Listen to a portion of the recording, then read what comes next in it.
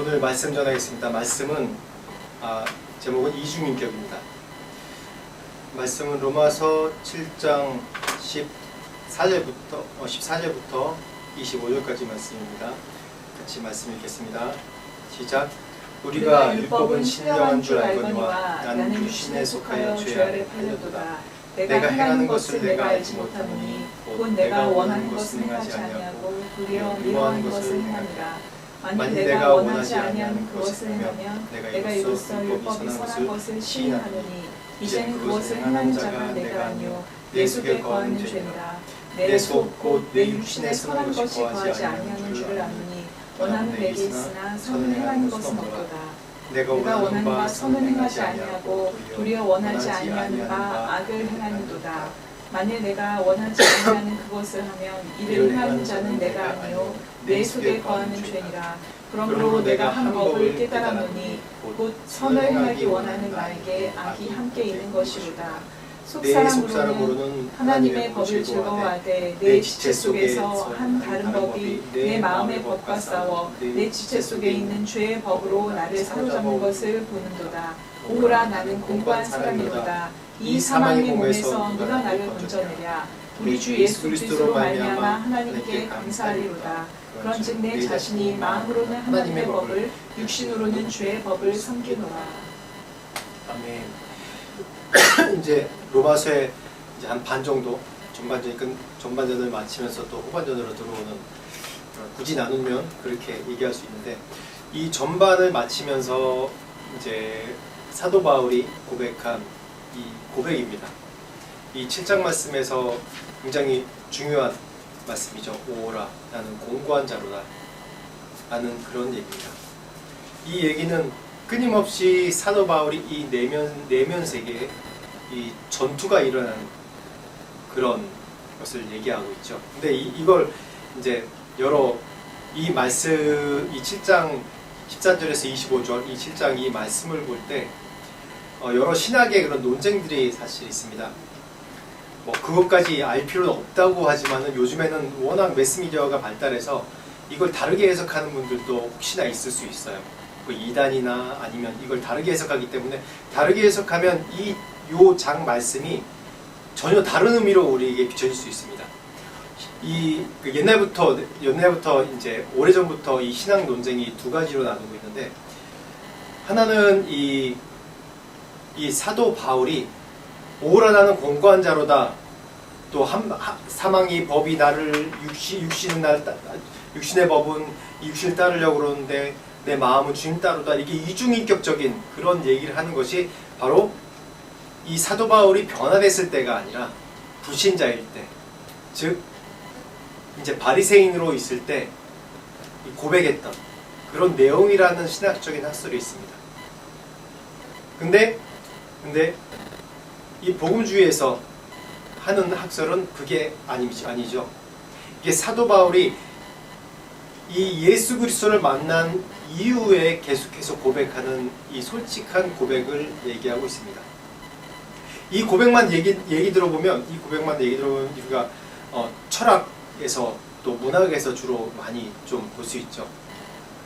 철학자들 내 자신을 알라, 막 그런 이제 명언들도 있고, 또 뭐 섹스피어의 그런 명작이나 그런 연극 같은 거 보면 막 이런 스스로 질문하는 내용들이 나오지 않습니까?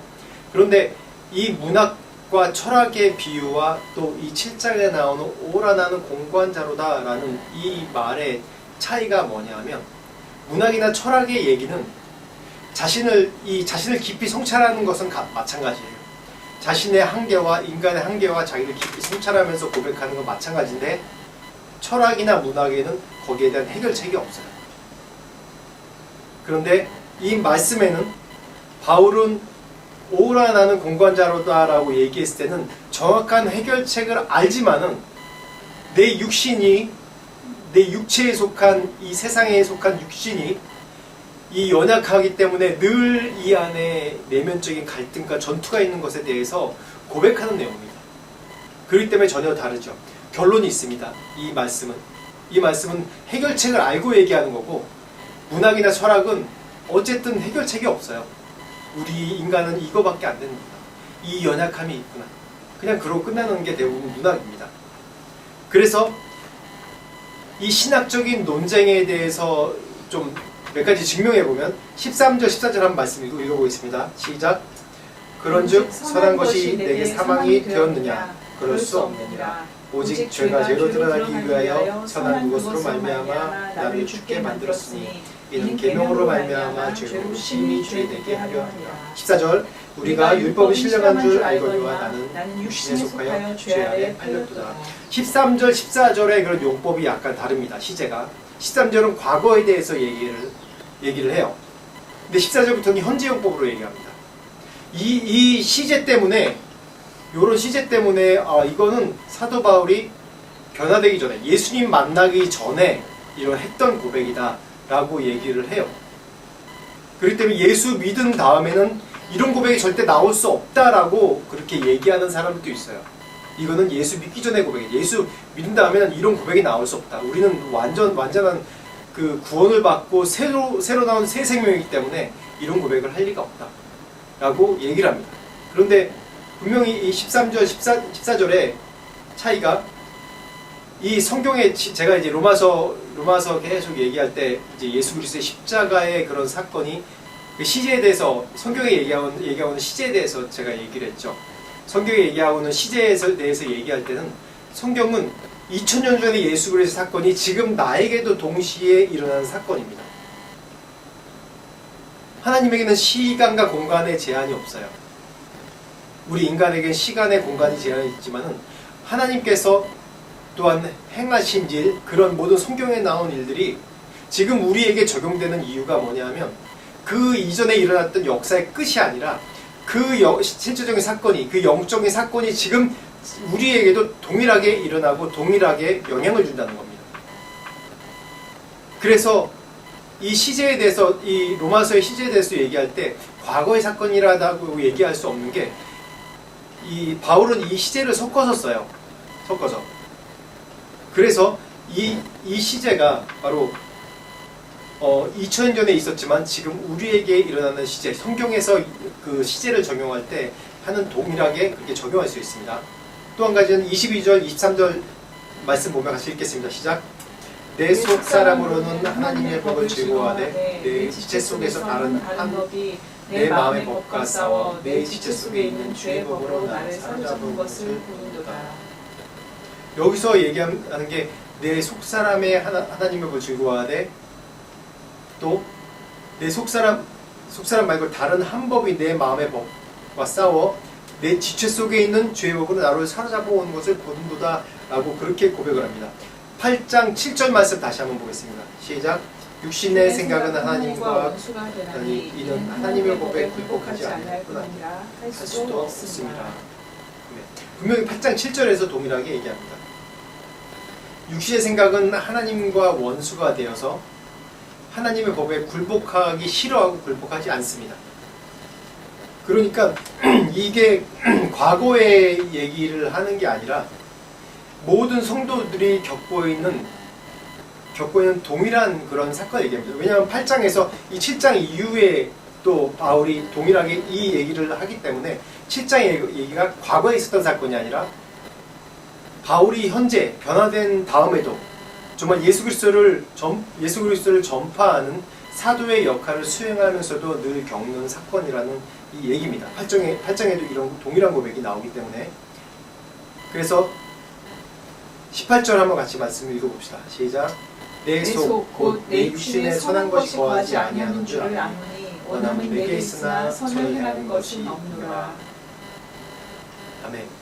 방금 7장 방금 이제 고백했듯이 내 육신으로는, 내 마음으로는, 또 내 속사람으로는 주님을 따르려고 하지만은 내 이 육신에는 선한 것이 거할 수 없다라고, 거하지 아니한다라고 고백하는 겁니다.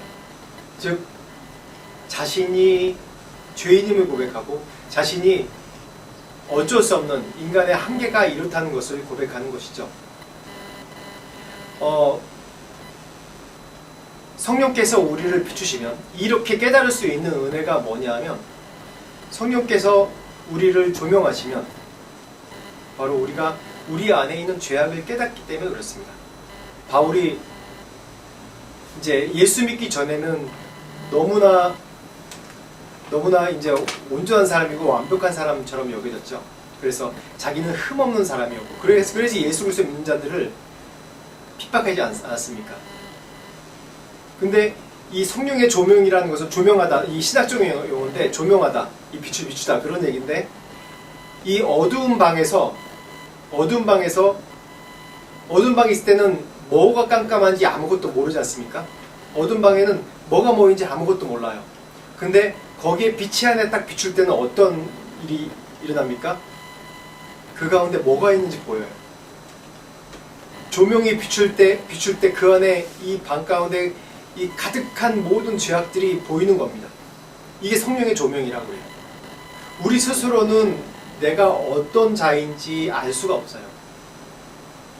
내가 입으로 고백한다고 해도 그냥 말뿐인 고백일 수도 있고, 내가 정말 스스로 깨닫고 내 스스로를 볼 수 있으려면 성령께서 나를 비춰주시고 조명해 주시고 내가 어떤 자인지 보여주셔야지만 됩니다.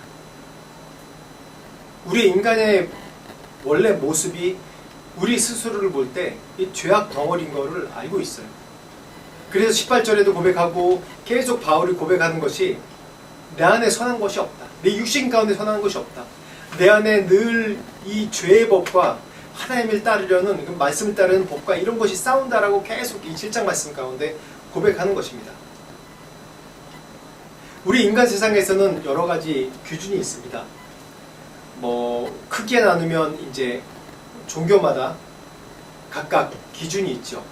그리고 시대마다 기준이 있고, 그래서 옛날 기준과 지금 기준이 너무 또 다를 수 있습니다. 제가 이제 며칠 전에 하나 영상을 봤는데, 이제 1950년대 무슨 퀴즈쇼에, 미국 퀴즈쇼에 나온 겁니다. 거기에 유명인들이 나와서 20곡로 질문을 해서 그 사람이 누군지 맞히는 거예요. 근데 그때 당시에 한창 1950년대면 이제 6.25 전쟁이 끝나고 바로 직전인 것 같아요. 한 54년 정도 된 것 같아요. 근데 그 유명인을 이제 그 20곡으로 해서 마치는데, 그 사람이 그 한국전을 지휘했던 장군이었어요. 메가더 장군 말고 다른 장군이었어요. 그래서 왜 나왔냐면, 그 사람이 이제 한국이 전쟁으로 모든 폐허가 되고 가난하게 돼서 뭔가 기금을 마련하려고, 정부랑 같이 협력해서 기금을 마련하려고 그런 예능 프로그램에 나왔던 거예요. 그거 보면서 사람들이 그 장군이 나온 거에 대해서 굉장히 기뻐하고, 무슨 지금 무슨 스타들이 나온 것처럼 이렇게 환호를 하는 거예요. 그렇듯이 1차 대전, 2차 대전, 그런 세계대전 당시에는 가장 유명인이 누구냐면 장군이에요, 장군. 영국의 처칠도 장군 출신이죠. 그래서 이 장군이면서 정치하는 그런 사람들이 굉장히 유명했어요. 뭔가 그게 보면 그 시대 사회 기준이었죠. 또 인도에서는 보면, 인도에서 가장 이제 기준이 되는 모델이 누구냐면 사두, 아니면 고행하고 수행한 사람, 그거라고 전부 다 얘기할 수는 없지만 그런 사람은 하나의 기준으로 봐요. 또 불교권에서는 어떻습니까?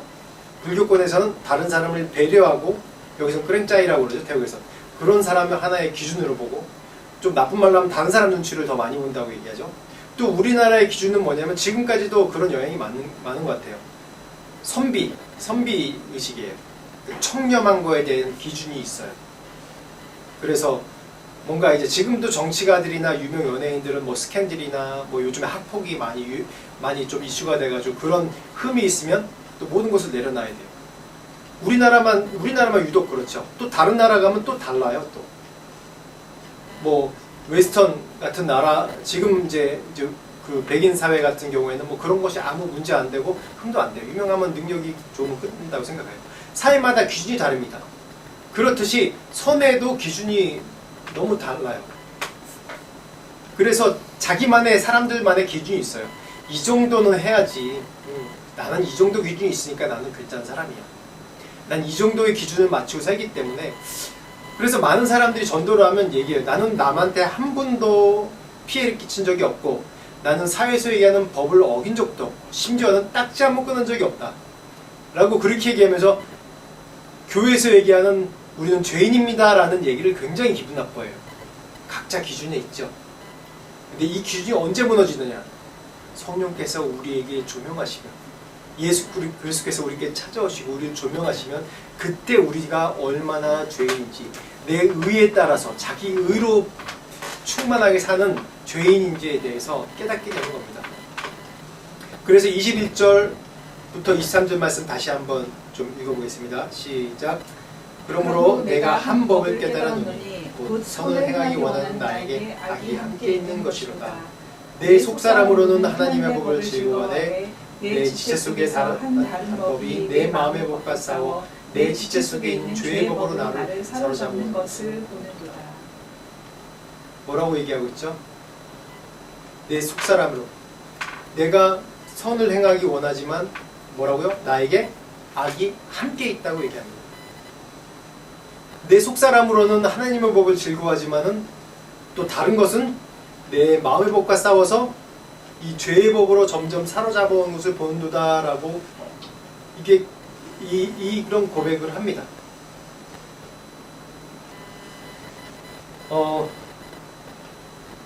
이런 고민과 이런 내적 갈등이 원래 우리가 모든 사람이 있는 것이 아니라 특히 예수 그리스도를 만난 사람들이 이런 갈등들이 많아요. 왜냐하면 그전에는 방금 얘기했지만 기준이 내 스스로의 선의 기준이 있어요. 양심의 기준이 있어요. 사회적인 통념의 기준이 있어요. 거기에만 거기에만 맞춰 살면 나는 그래도 선한 사람이다, 의로운 사람이다 라고 스스로 만족하는 부분이 있었어요. 근데 예수 믿은 다음에는 그런 것이 다 무너져 버리는 거예요. 다. 저희가 아이들이 이제 아이들이 삶이 인도에서 다 살았어요. 그래서 인도에서는 우리가 뭐 기본적으로 알고 있듯이 인도의 생활은 참 어렵습니다. 생활 자체가 굉장히 어려워요. 뭐 전기도 지금 같은 여름 때는 대부분 도시가 전기가 한 3-4시간 이상은 나가고 지금도 마찬가지일 거예요. 왜냐하면 댐이 개발이 물이 그렇게 풍성한 나라가 아니기 때문에 댐으로 나오는 그런 에너지가 한계가 있고 그렇기 때문에 아직도 그런 이제 전기가 계속 끊겨서 살고 있어요. 그런 것이 일상으로 생각하고 있고 그래서 한 3-4시간 전기 끊어지는 거는 그냥 보통 이제 감안하고 제너레이터 같은 거 돌려서 뭐 업종 이제 그 사업하는 분들 제너레이터 같은 큰 거 돌려가지고 스스로 이제 발전기 돌려서 그렇게 이제 에어컨을 틀고 하죠. 근데 그런 환경 속에서 이제 지내다가 아이들은 특히 학교 다니는데 대부분이 이제 기독교 인구가 굉장히 작으니까 물론 크리스찬 스쿨들도 있지만 대부분이 예수 안 믿는 크리스찬이 굉장히 소수인 그런 학교에서 다녔어요. 그러니까 늘 크리스찬이라는 것을 좀 뭔가 자랑스럽게 드러내지 못하고 또 뭐 환경들이 좀 많이 어려웠어요. 어렵고 그렇기 때문에 이제 저희가 안식년을 계획하고 태국으로 와서 좀 한 1년 정도 애들 학교에 있자 그렇게 얘기를 하는데 저희 딸이 이렇게 옮겨오길 두려워해요. 또 가면 새롭게 적응해야 되고 지금 여기도 친구 몇 명 있는데 거기에 또 친구 사귀어야 되고 두려워해서 좀 어려워해서 태국으로 가는 걸 좀 안식년을 좀 포기해야겠다라는 생각도 들었어요. 근데 저희 애들이 여기 와서 태국 어쩔 수 없이 추방당해서 와서 이제 살면서 좀 좋은 크리스찬 스쿨에 다녔죠. 다니면서 아이들이 그래요. 우리가 정말 인도에서 고생했더라고요. 그렇게 얘기를 하더라고요. 근데 우리 가족이 태국에 안 온 게 아니에요. 항상 이제 한국 들어가려면 인도에서 싼 비행기표가 태국을 거쳐 들어가요. 항상 방콕을 거쳐 들어가고 싱가포르를 거쳐 들어가고 그렇게 하기 때문에 태국에서 잠시 한 2-3일 동안 여기서 잠시 쉬다 간 적이 많거든요. 거쳐가기 때문에. 근데 그때마다 뭐 태국은 좋은 나라고 뭐 그런데 아이들 근데 살아보니까 또 다른 거예요. 그냥 좋은 나라고 그렇게 했는데 정말 살아보니까 자기가 생각한 것보다 우리가 생각한 것보다 더 이제 누리는 혜택들도 많고 또 친구들도 더 많이 사귀고 인도랑 비교가 되는 거예요. 그러니까 우리가 정말 고생했었더라고요. 그렇게 얘기를 하더라고요. 우리가 예수를 믿지만은 우리가 교회 그냥 잠시 왔다 갔다 하는 사람들 많아요. 그리고 썬데이 크리스찬도 많고 예수님을 믿고 성령의 조명, 성령의 그런 거듭남을 받지 못하고 교회 다니는 사람들이 많이 있어요. 그렇지만 정말 예수 그리스도를 만나고 성령의 조명하심을 받는 사람은 다릅니다. 이전의 삶이 달라요. 모든 것이 다 걸림돌이 되어버리는 거예요. 왜? 내 이전의 삶은 모든 게 죄악이었고 내 이전 삶은 나의 기준이었고 사회의 기준이었지 이 말씀의 기준으로 살지 않았기 때문에 말씀의 좋은 교훈적인 얘기는 기준이었는데 이 말씀에 있는 근본 취지인 근본 하나님이 이렇게 말씀을 주시고 십계명을 주신 그 목적에 대한 삶을 몰랐기 때문에 그냥 자기는 선하다고 생각했던 거예요. 그래서 모든 자기 행동과 생각이 모든 것이 다 거친 돌이 되는 거예요. 다 걸리는 거예요. 아, 내가 이렇게 약하구나. 이렇게 연약하구나. 내가 이런 사람인지 몰랐다. 교회를 다녔지만 내가 몰랐다라고 고백하는 것이 많습니다. 교회 다니면서 이전에 담배를 피고 뭐 나쁜 짓 뭐 다 하고 그러고 남을 속이고 그런 것이 아무 문제가 되지 않았어요. 내가 살아남으려면 내가 자연스럽게 하는 거지. 사회 통념이 이런데 그냥 따르는 거지 뭐.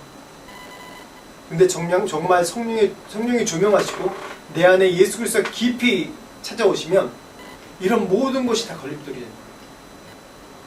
그래서 이전에 피웠던 담배를 끊고 또 이전에 남을 사기치고 내가 살아남을 못되게 하고 했던 것도 다 양심의 거리낌이 되는 겁니다. 그런 것이 예수 만난 사람의 자연스러운 거예요. 그래서 21절부터 23절까지 얘기했듯이 내 안에 그전에는 선과 악이 싸울 필요가 별로 없었어요. 내 안에 평안함이 있어요. 내 기준대로 살면 되기 때문에. 내가 생각한 선의 기준, 내가 생각한 이 삶의 기준대로 살면 되기 때문에 말씀의 기준이 아니라 말씀은 그냥 주일 목사님의 말씀하셔도 그냥 그렇지라고 얘기하는 거고 십계명에 나와 있는 문구만 지키지 그 이면에 있는 하나님께서 이 십계명을 주신 그런 원리에 대해서 생각지 않는 거예요. 11조만 10분의 1조, 11조 되는 것도 대단하죠. 대단합니다.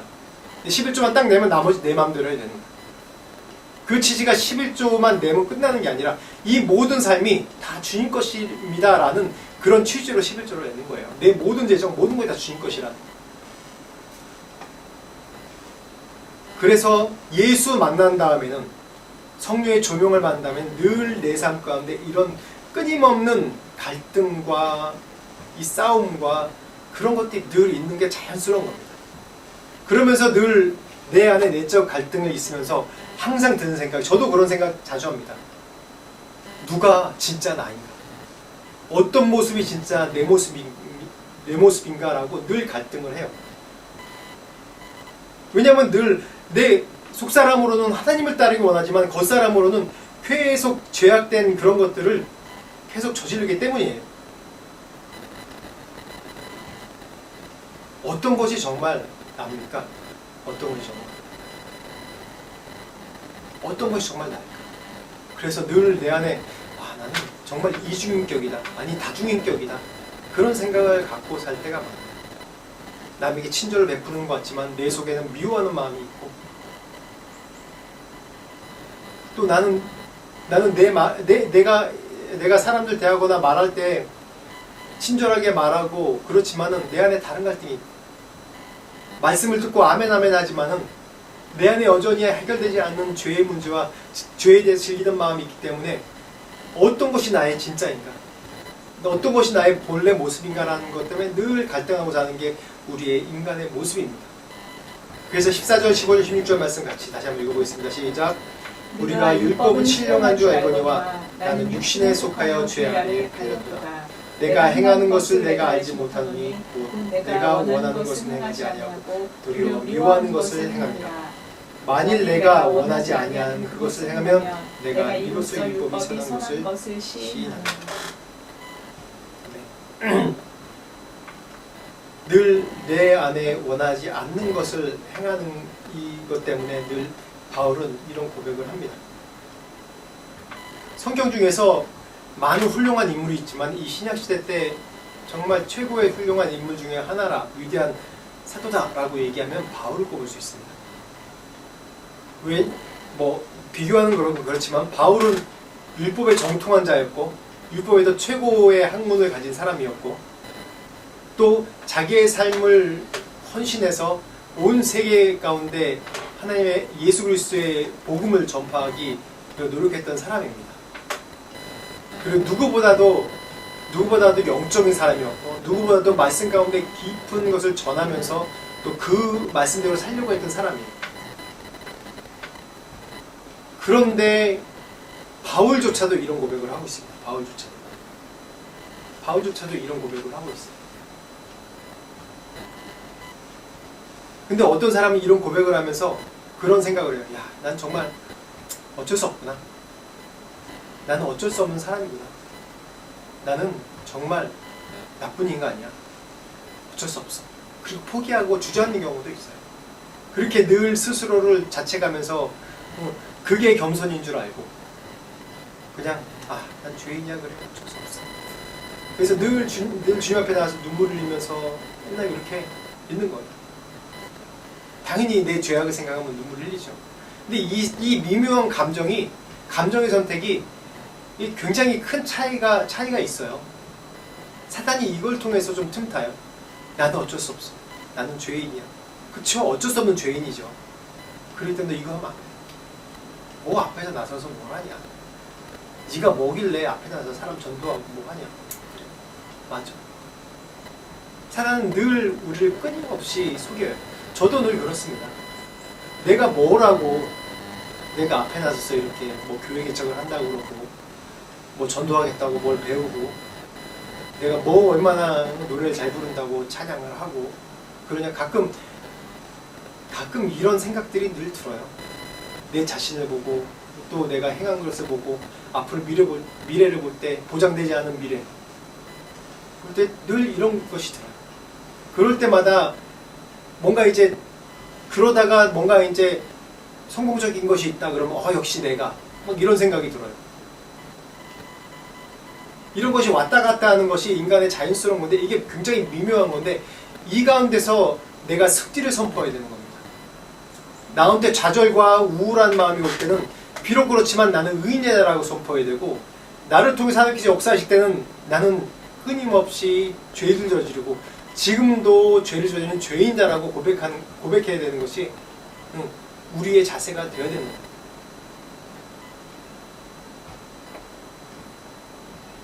각 시대마다 이제 여러 부흥의 일들이 일어나는데 특히 인도 같은 경우 보면 제가 지난번에도 얘기한 적이 있는데 사람들마다 각 시대마다 나라마다 굉장히 이 종교적인 색깔이 항상 있지 않습니까?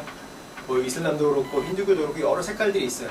근데 그 가운데 항상 공통적으로 들어가는 게 뭐냐면 모든 종교에 공통적으로 들어가는 게 이 정결하게 하는 의식이에요. 정결하게 하는 의식. 그래서 정결하게 하는 의식들이 여러 가지 다른데 힌두교에서는 대부분 고행과 자기를 뭔가 희생시켜가지고 그거를 자기 육신을 멀쳐가지고 이제 정결하게 된다는 생각을 하는 것 같아요. 그래서 이제 지난번에도 잠깐 얘기했는데 오리사 쪽에 자그나트 축제라고 있는데 큰 이제 전차가 마차를 해가지고 사람 한 5, 6m 높이에 폭은 한 3, 4m 정도 되는 큰 이제 나무로 만든 전차 바퀴를 끌고 가는 거예요. 그 사람들이 끌면서 그 홀리로프라고 쫙 끌고 가는데 거기서 저도 그걸 딱 현장을 갔었는데 사람들의 그 분위기가 그 열정이 뭔가 속죄하고자 하는 신 앞에 뭔가 헌신하고 속죄하고자 하는 열심이 엄청나더라고요. 그래서 그냥 사진으로 보고 TV로 볼 때 몰랐는데 그거 할 땐 TV로 생중계도 해줘요. 지금도 생중계를 해주는데 그거 볼 때 사람들이 이래서 자기가 이런 희생으로 자기가 거룩히 된다고 정결히 된다고 생각하는구나 라는 게 깨달아지더라고요. 다른 종교. 내가 선교사고 직접 그 축제에 참여해 보니까 그때 정탐하려고 참여했는데 사람들이 그러더라고요. 실제로 자기를 헌신하고 자기 죄를 속죄하려고 그 큰 마차 사람 키만한 그런 전차 바뀐데 거기에 실제로 사람이 뛰어들어서 자기를 스스로를 희생했다고 그래요. 죽은 사람도 많다고 그래요. 그래서 지금은 경찰들이 그걸 막고 못 들어가게, 전차 지나갈 때 못 들어가게 이렇게 보호를 하는데 실제로 그런 일이 있었다는 건 뭐 벽화에도 나오고 그러더라고요. 정말 가보니까 실제로 그렇게 하겠어요. 보니까 그 분위기 자체가 사람들한테는 이런 뭔가 속죄하고자 하는 것들이 늘 있습니다. 우리나라나 뭐 이제 부흥의 운동이 확산됐을 때도 성령의 그런 능력이 그냥 이 전 세계를 휩쓸고 또 회개 운동이 일어날 때 사람들이 회개하고 뭔가 이제 죄를 깨달고 자신의 죄를 깨달으면 막 어쩔 때는 자기를 상하게 하는 경우도 있어요. 그 사단이 그 틈을 노리는 거예요. 저도 18살 때 성령의 체험을 깊게 한 다음에 딱 나와서 어머니 처음에 딱 만나서 하는 고백이 엄마 나 죽고 싶어 라는 그런 고백을 했어요. 너무 하나님의 은혜가 놀랍고 내 스스로가 정결하고 내가 이대로 지금 죽어서 천국 가고 싶어 그런 생각이 들더라고요. 사단이 우리를 속이는 거거든요. 그런 사단의 속삭임에 넘어가면 안 됩니다.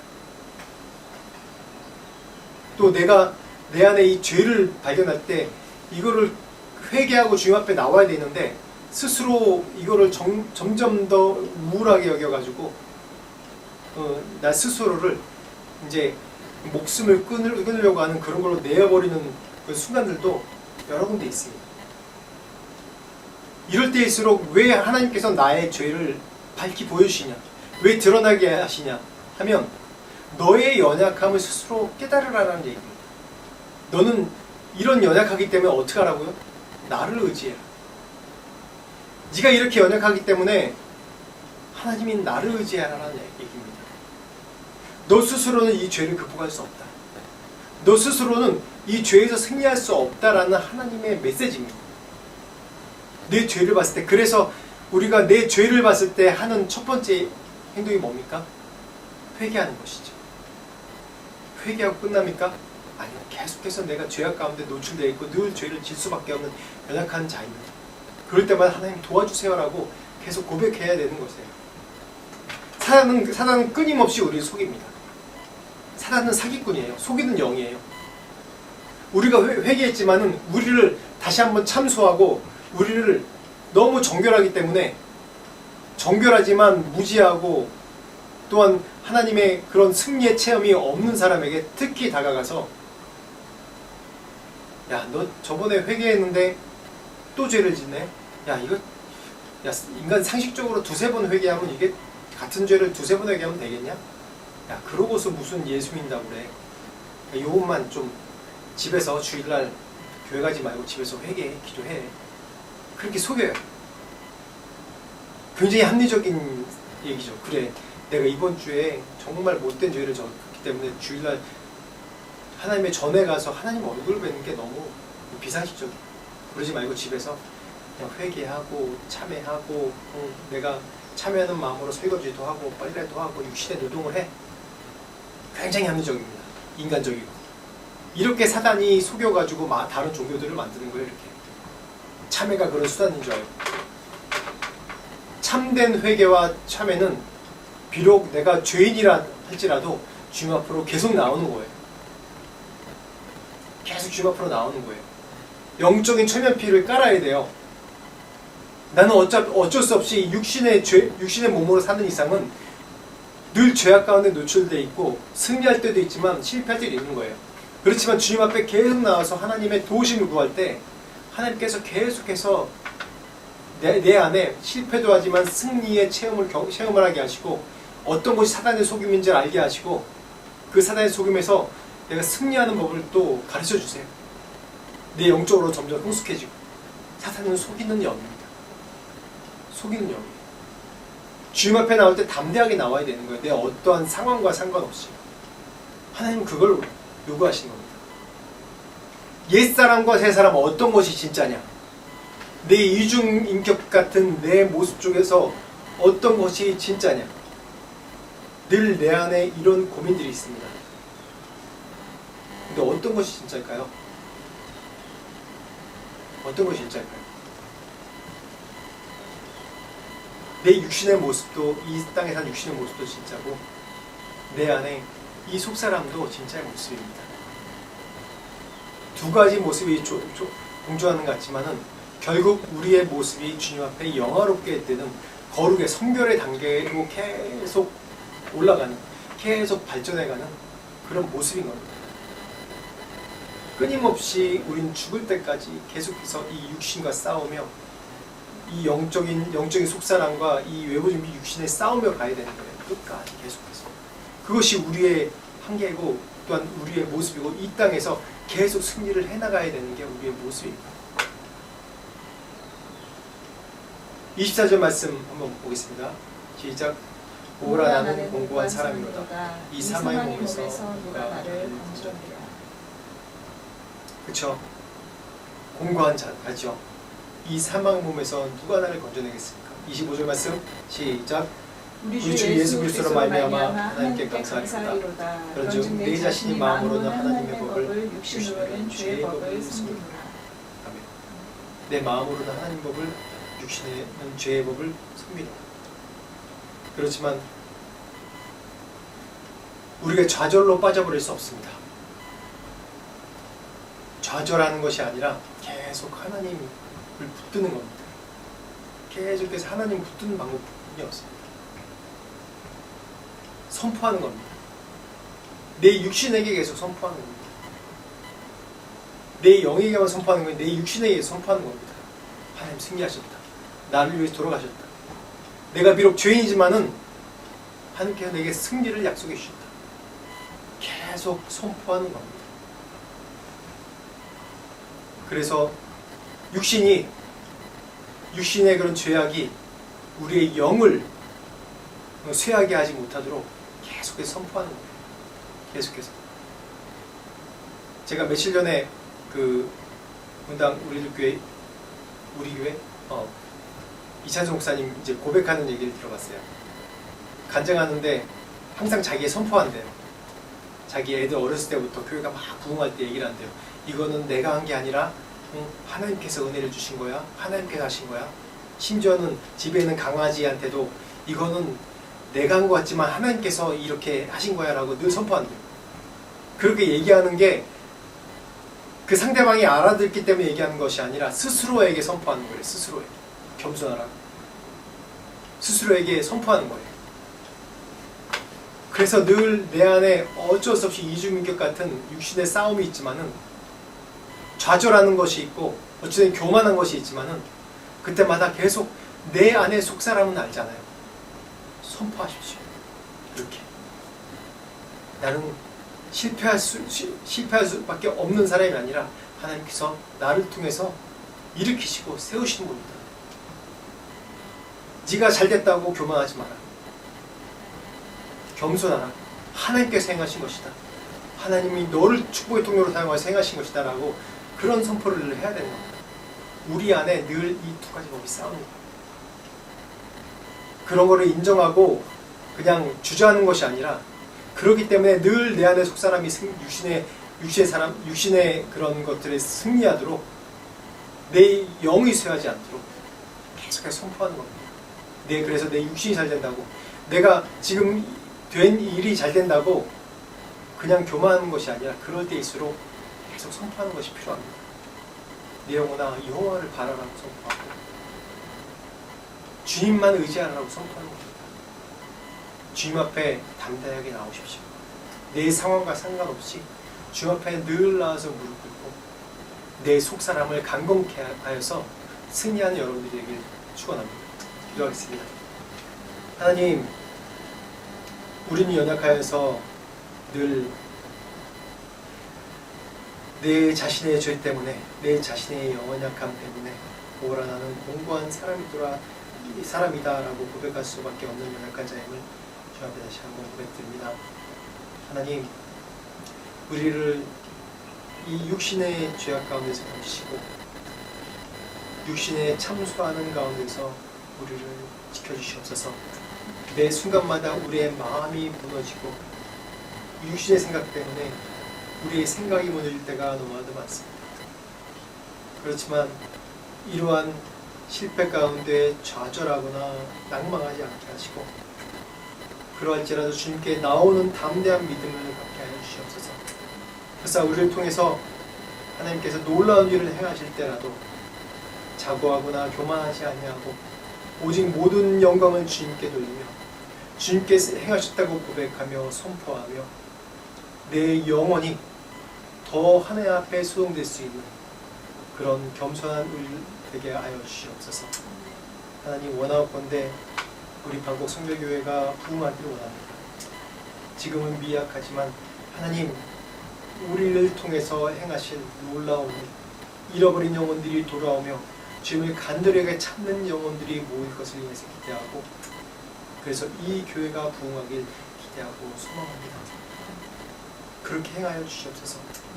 교회가 부흥했다 할지라도 자고하지 않게 하시고 이 모든 영광을 주님께 돌리며 주님의 나라를 위해서 주님의 영광을 위해서 주님의 영광을 위해 사용해 주시옵소서라고 고백하는 이 방콕 성결교회가 될 수 있도록 주님 축복하여 주시옵소서. 지금 우리 주 예수 그리스도의 은혜와 하나님 아버지의 무한하신 사랑과 성령님의 감화 감동 역사하심이 나의 상황과 상관없이 주님 앞에 무릎 꿇으며 모든 영광을 주님께 돌리고자 하는 그런 겸손한 주님의 영혼들에게 사모자들에게 모든 자들에게 영원토록 함께 하시기를 간절히 축원하옵나이다. 아멘.